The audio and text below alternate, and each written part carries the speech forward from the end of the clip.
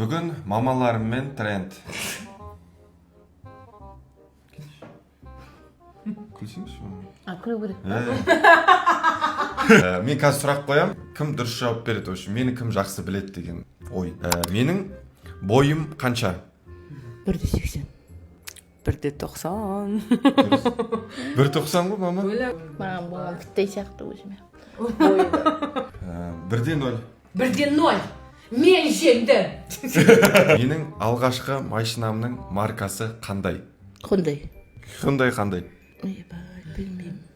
Соната номері 860.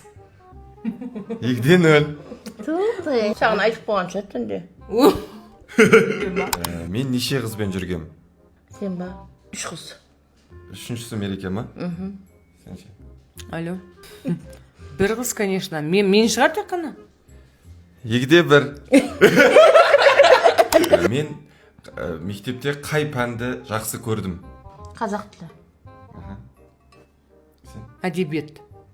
Қазақ тілі. Қой, салы. 2.2. Әдебиет негізі. Әдебиет емес, мен кітап оқыған жек көретін. Маған андай нелер ұнайтын. Қазақ тілі ұнайтын. Шешең екеуің ақылдасып аласыңдар. Менің ең сүйікті тамағым. Конечно, ет. Менің мантым онда. Бешбармақ жақсы көремін. Маған қандай қыздар ұнайды? Саған ба, конечно, кәрі қыздар ұнайды. Өзіңнен 5-6 жас үлкен сондай қыздар ұнатасың. Кіттай кезінен сондай айтуғансың.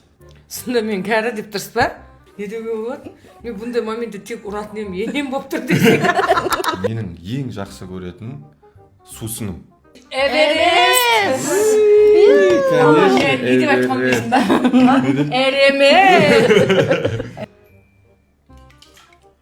Вах.